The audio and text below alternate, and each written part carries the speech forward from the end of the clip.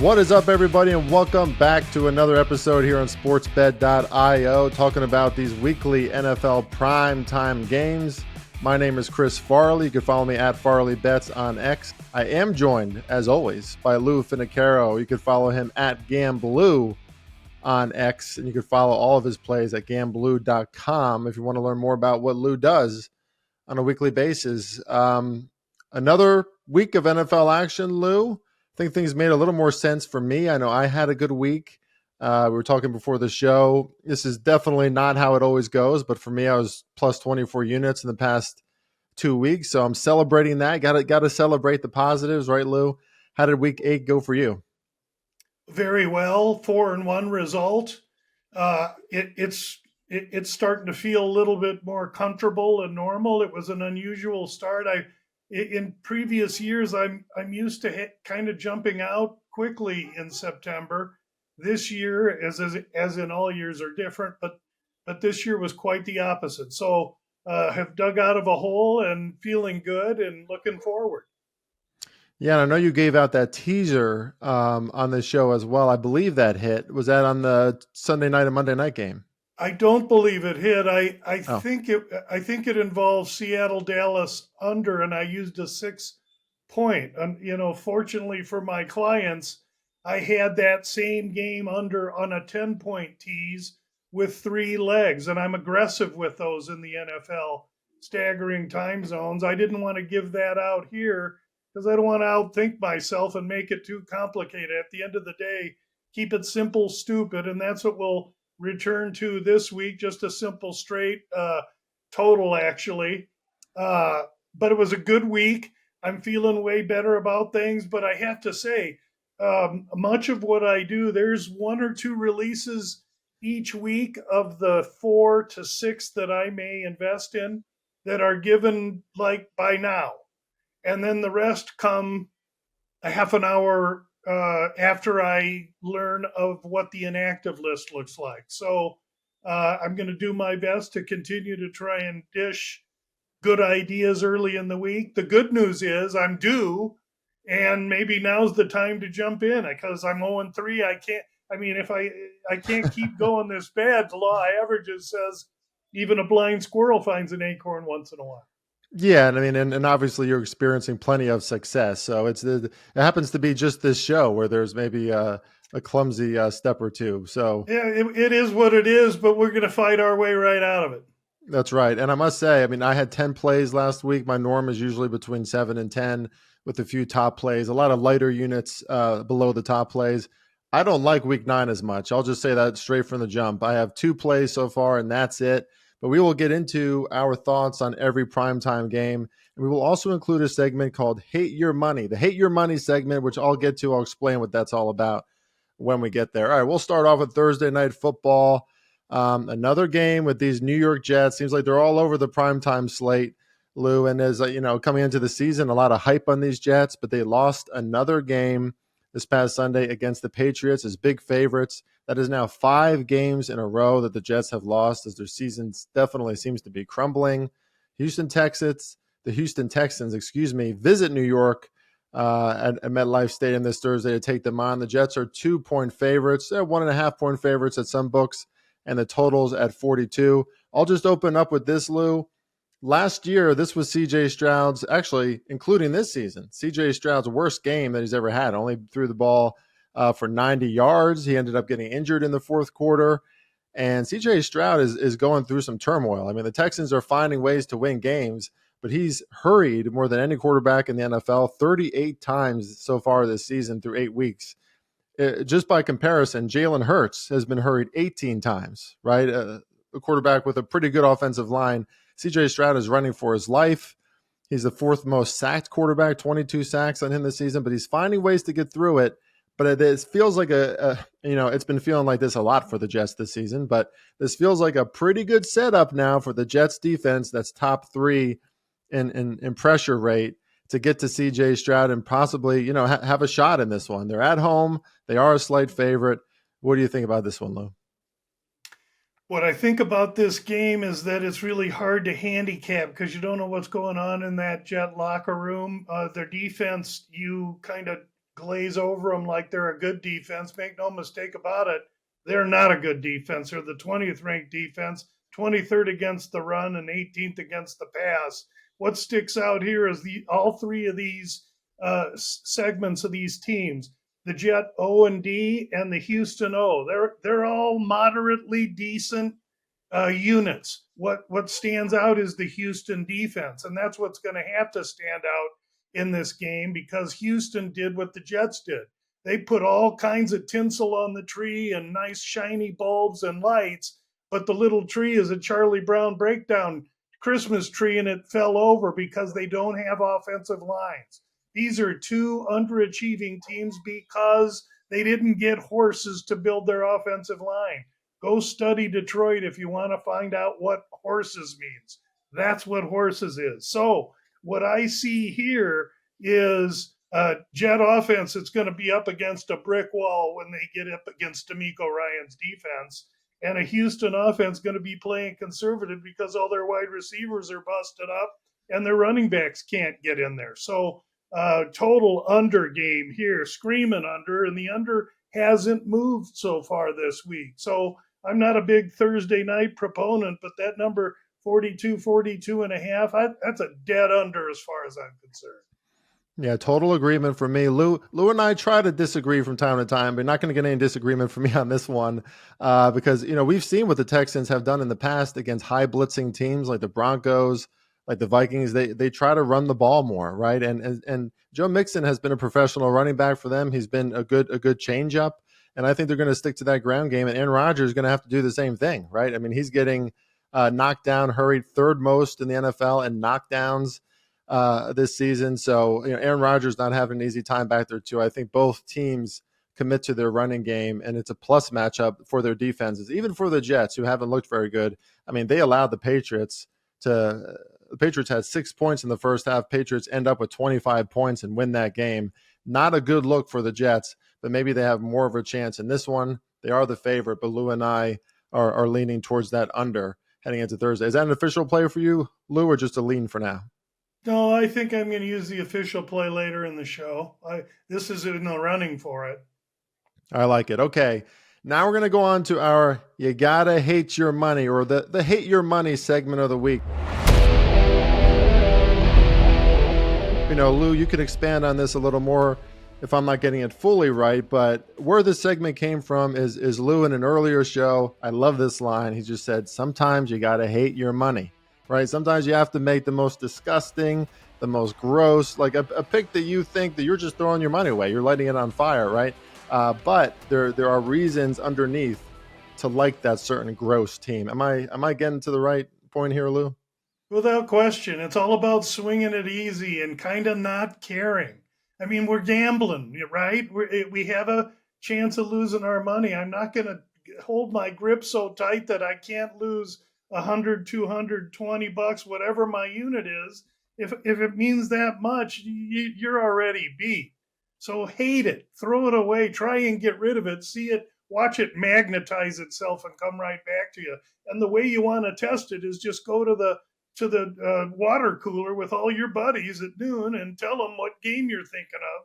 If they all laugh you out of the room, you got yourself a winner. You're right. There it is. There, because that would be the public opinion, right? The most, notorious the perception about that team at that time, which is often the right time to take that team, or at least that's what the numbers might suggest. Okay, so I'm gonna get to this very interesting game for me. 1:00 game on Sunday. The Dallas Cowboys. Off that loss against the 49ers, where they were fighting at the end of that one, but they cannot figure out how to get past those 49ers, even when the 49ers seem to be at their lowest. Dallas heading on the road now to face the Atlanta Falcons, and the Falcons are at home, but they're getting their chalk of 3 points here, 2.5 at some books. For me, Lou, look, I'm a Giants fan, right? So I hate the Cowboys. I don't want to bet on the Cowboys, and I'm loving their demise this season. At the same time, I thought they fought really hard against the 49ers this past week.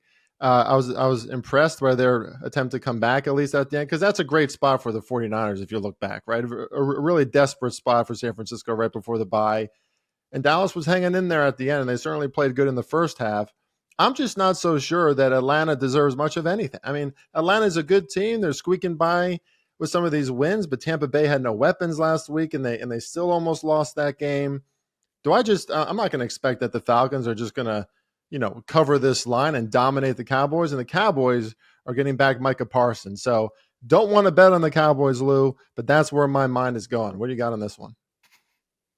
Yeah, when I look at this game, I see really the only movement from the look ahead a week ago is the total from 48.5 to 52, because they have in their mind what they saw in Dallas in the second half last week. And when you were discussing it, I realized it wasn't Seattle's over last week that I had given our European listeners. It was this game, San Fran and Dallas. And those two CD Lamb second half touchdowns is what put it to, I want to say, maybe 54. We had 52 and a half. So, close but no cigar. It is what it is. When I look at this game has one unit that sticks out just like the other, because between the Dallas O, the Dallas D, and the Atlanta D, they're all bottom 10 units in the NFL. Atlanta's offense has done well. They've earned a sixth position. That said, you peel the onion back a little, look who they've been playing, and you're right. Tampa Bay, Carolina, New Orleans. And so you have to understand the context. Atlanta being the favorite is interesting. It's new territory for them, not a real game that I'm interested in. If anything, I tend to agree with the movement from 48 to 52. I think there's going to be points, because surely Dallas can't play defense. We know that. So they got to score points. And Atlanta surely not known for their defense, nor have they almost ever been. Yeah, I agree with you there. Very high total for this game. I think this is a highly volatile game in general. But I'm going to give away what my top play is going to be in the NFL this week. I don't usually do this on any show. This is just reserved for my subscribers, but it's too good not to share. I'm going to tease up the Cowboys, Lou, from 2.5 to 8.5.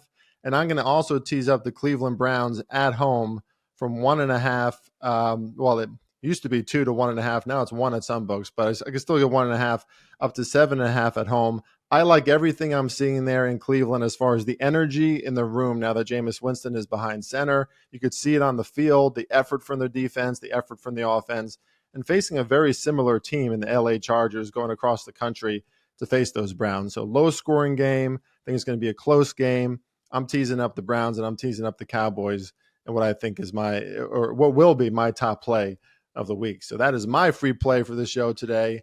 Okay, let's move on to Sunday Night Football. Interesting things going on with these Indianapolis Colts, because they just announced that Anthony Richardson is getting benched for Joe Flacco, going on 40, or is he 40 already? Joe Flacco, who definitely seems to elevate that offense when he comes in to play as their starter. They are going to Minnesota to face Minnesota off a bye. This line has already moved down a little bit because of that Joe Flacco announcement from 6. Looks like the 5.5 in most books. What do you got on this one, Lou? Minnesota coming off a bye. Kevin O'Connell seems to be the kind of coach that you don't want to go against when he's coming after a bye, right? They're well prepared and disciplined, his team. But I also like Joe Flacco with the Colts. Yeah, I do like Joe Flacco with the Colts. Can I add a point or two to their power ranking because he's in? Yeah, maybe a point and a half. I grade him higher than Richardson because he's more stable. But that doesn't necessarily mean they're going to score more points. Richardson may be the more explosive, volatile player. He can throw the ball farther than Flacco. Flacco will be able to matriculate more sustained drives and run an offense. And for that reason, I see the move from 46.5 a week ago, 45 now, indoors, Indy getting Flacco. Most people are going to think that's going to bring to the total. People are going to bet the over because of that. And I'm going to sit back and watch what that total does, because I'm very interested in the under in that game. Very interested. Yeah, it's a very interesting matchup from that perspective, because you have a Colts offensive line that's extremely good as far as pass protection goes, maybe one of the best in the NFL. And a quarterback like Joe Flacco, with all of his experience, he knows how to move around and take advantage of that protection. Minnesota Vikings, though, are probably going to come out very aggressive. A high blitzing team off of the bye and after some bad performances by their defense, right? So I could see the Colts getting limited in that sense for sure. Interesting take on the under there, Lou. I was looking at the over, to be honest with you, but you certainly made me step back and think about it. Well, the Minnesota defense is one against the run, one against the pass. Indy comes in 21 pass. That's because of Richardson. Right. Flacco improves that, but again, I think it's more matriculative. And just like the other games we've talked about, you got the number one ranked Minnesota defense, Minnesota offense 16, Indy offense 17, Indy defense 19. Indy's balanced. They're good. These are two good teams. But I don't know if Minnesota's quite as good as their record indicates, and we'll find out here. But for me, this is screaming under. To me, this is a really good opportunity at an under. The only reason I'm not going to release it right now because I'm afraid that it could go to 46 or 46 and a half because people are going to think that the Indy quarterback situation will add points. I'm not so sure that's what it's going to do. Yeah, I mean, that it might get to 47, right? Which we know is a key number in total. So maybe we wait, right? Like if you're interested in the under, probably a good idea to wait, at least for now, and just see where that total moves. Okay, finally, we go to Monday Night Football. I haven't given this one a lot of thought just yet, Lou, because it's a little perplexing for me, to be honest with you. Tampa Bay Buccaneers visiting the Kansas City Chiefs.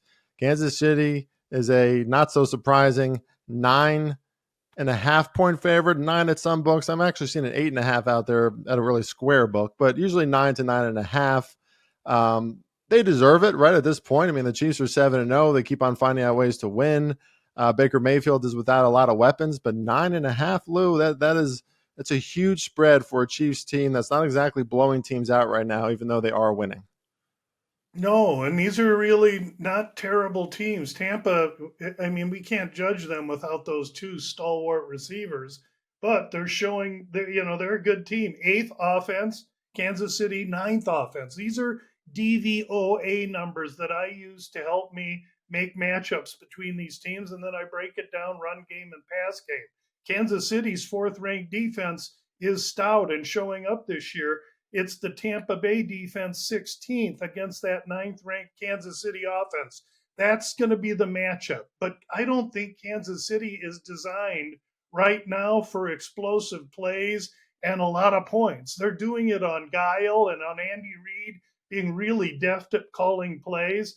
And I think Tampa stands up here. However, Tampa, without any of their weapons, has to keep it close and tight to the vest. They got to try and run on the Kansas City defense. Not so easy to do.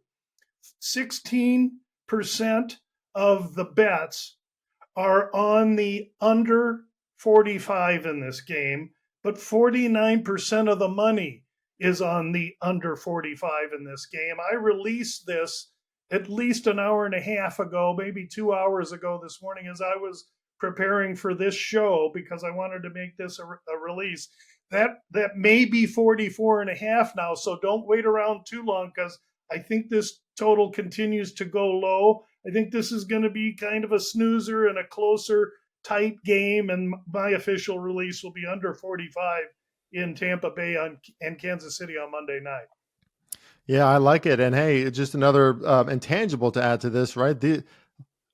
These teams have some history now, right? I mean, they saw each other in the Super Bowl not long ago. Of course, different iterations of these teams, but some of those folks, some of the personnel that were on each coaching staff, they were there at that time and they were disappointed, if you're the Chiefs, and you were happy if you were Tom Brady and the Bucs. But I think there's going to be some helmets banging in this game and a slow game too. Kansas City is really winning these games with their defense, Lou. So I can only support you on that one. I also lean to the under. I'm not sure what I would take. I'd probably stay away from the spread there, but I would also lean Tampa Bay. A little too disrespectful for me. So as far as I go, I gave out that teaser. Browns up to 7.5 and Dallas up to 8.5. And Lou's official play is going to be on Tampa Bay and Kansas City under in that one. Appreciate everybody with us here for another week on sportsbed.io talking about these primetime games in your Hate Your Money segment. I hope you enjoy that. You can send me questions anytime if you have any questions for this show. I know if I were you, I would want to hear what Lou has to say from his many years of betting on this sport and others. For Chris, for Lou, for sportsbed.io, we are out of here. See you next week, and good luck with all your bets.